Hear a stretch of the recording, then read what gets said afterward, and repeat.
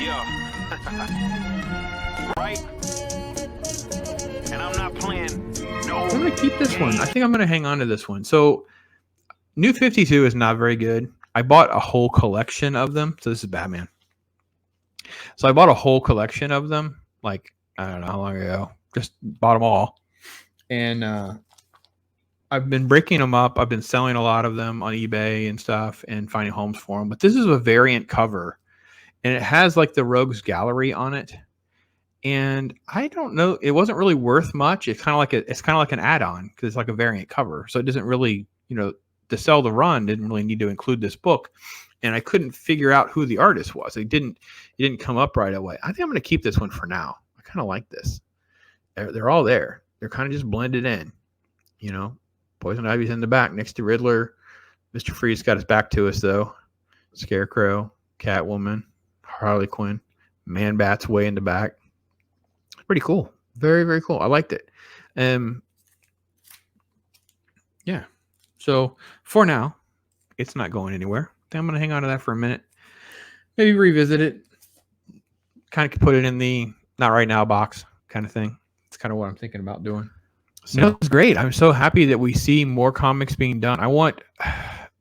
I think what we've determined that if you can get a couple of thousand people and you can kind of grow from there, you don't have to start by selling, tens of thousands of books. This is what makes the DC Marvel thing so frustrating. It shouldn't be hard to sell legacy characters. Like, it's not hard. And part of it is, let's just set aside all the politics and the message and the agenda for a minute.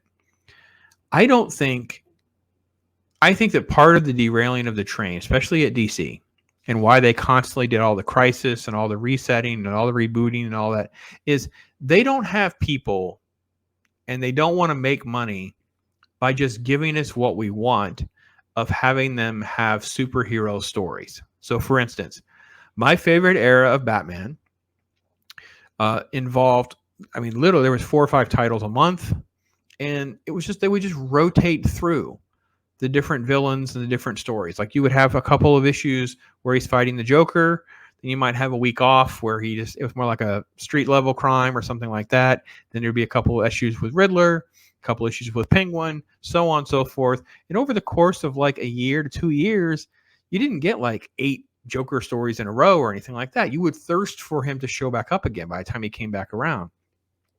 You would have some crossover stories and things like that, but it was this great era, especially from like I said, the late 80s to the early 90s, this great era where it seemed like they got all the cylinders churning.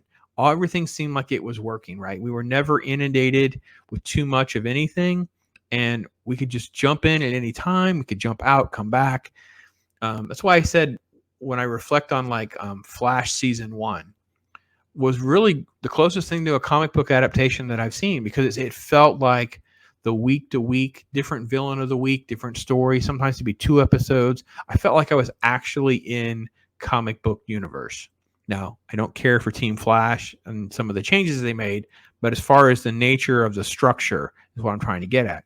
I don't think creators want to even be limited in that way. They want to do whatever they want to do. And they've gotten these editors to go along with these ideas and things like that. They do these crazy things. They're always just trying to rewrite history. They're always just trying to change things. And I don't understand. That's not going to work. It's just not. So. Ross, all I do is chill. My life is a thrill, for real, Bob Ross. I be too calm for the drama. You don't want to cause a problem, I'll solve it, Bob Ross.